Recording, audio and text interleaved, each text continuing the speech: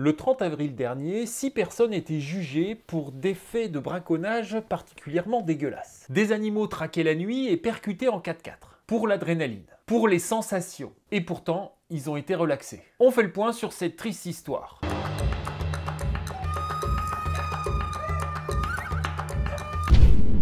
Si tu veux soutenir Richard sur Terre, abonne-toi à sa chaîne. Alors, cette affaire n'est pas nouvelle. En juin 2022, une procédure est lancée mais classée sans suite faute de preuves.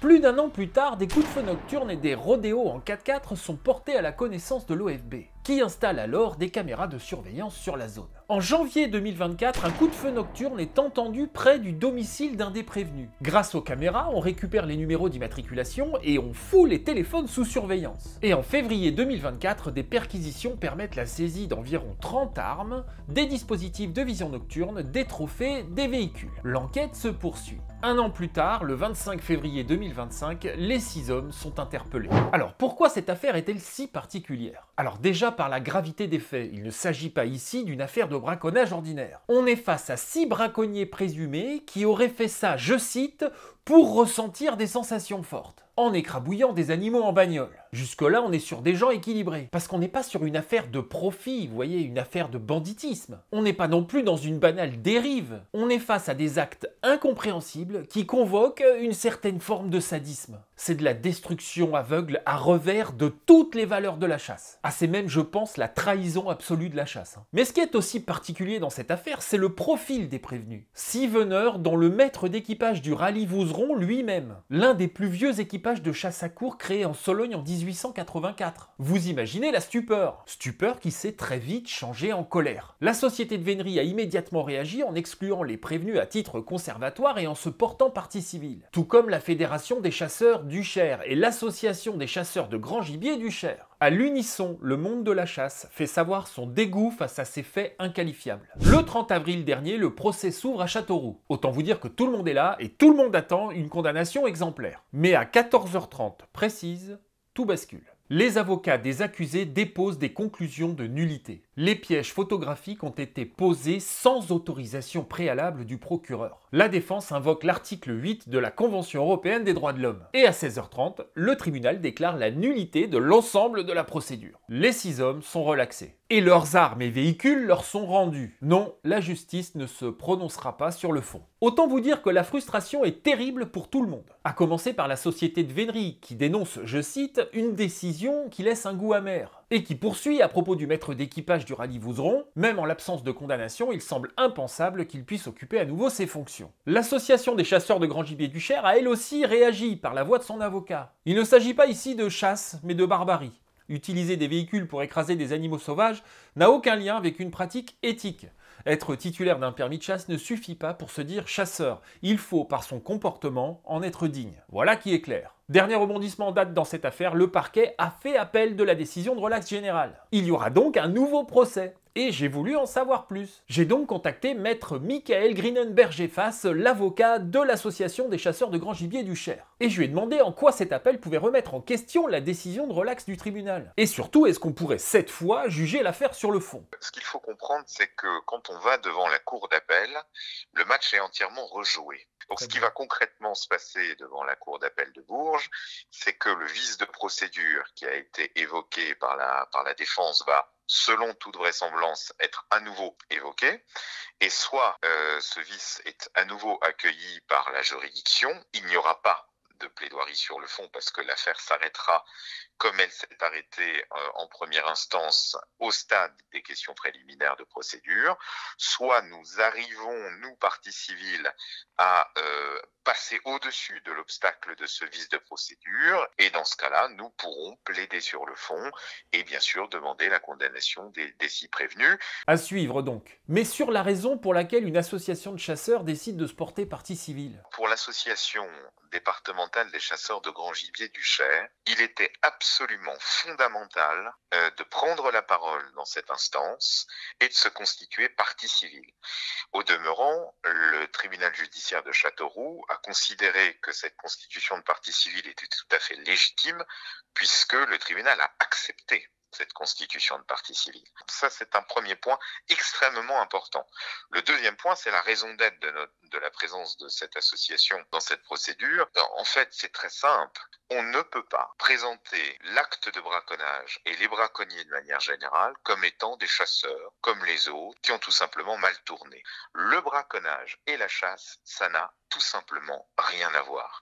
Et c'est le rôle d'une association comme l'association des chasseurs de grand gibier, qui est affiliée à la NCGG au niveau national, qui porte le message d'une chasse éthique, d'une chasse responsable, que de porter ce discours et de le faire à l'occasion de cette instance en demandant la condamnation exemplaire des prévenus, parce que les faits, vous le savez, sont d'une extrême gravité. C'est non seulement du braconnage pur et dur, mais c'est aussi des actes de cruauté qui ont été poursuivis devant le tribunal.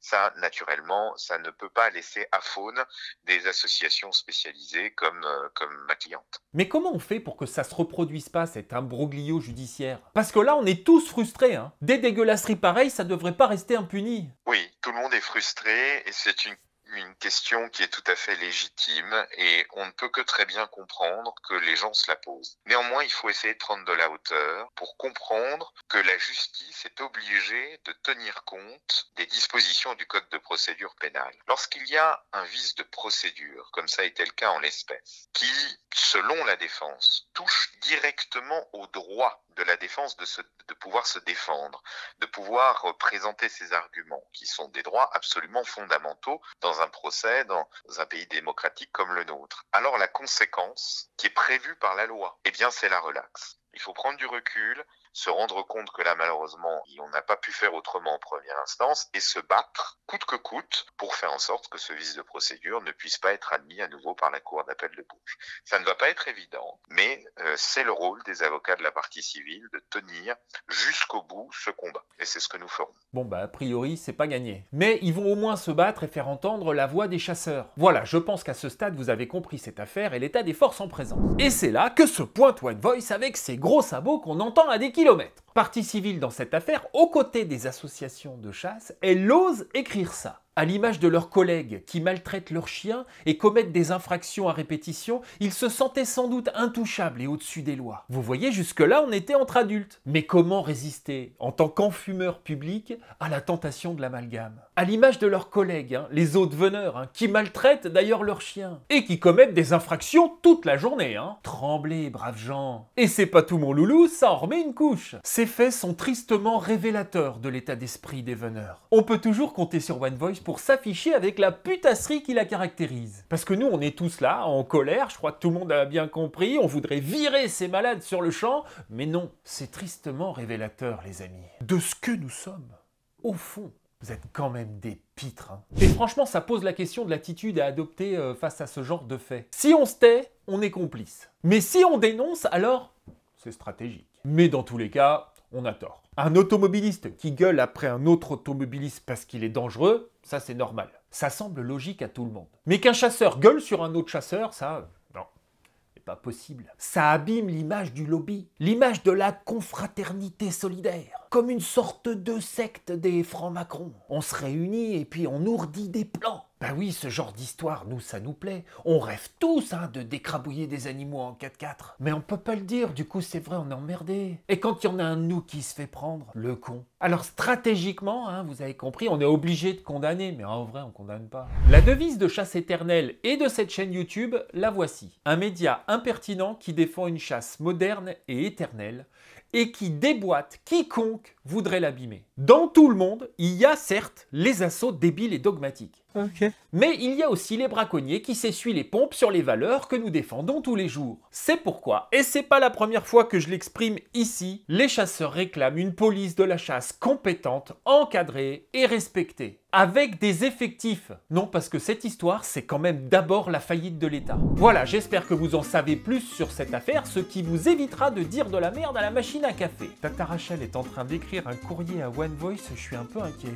Tata, mets du parfum sur la lettre, ouais, ça va mieux passer. Ah bah... Voilà, elle l'a essuyé sur le cul du chien, ça devrait faire l'affaire. Partagez cette vidéo, likez, abonnez-vous, je vous dis à bientôt sur Terre Wonder.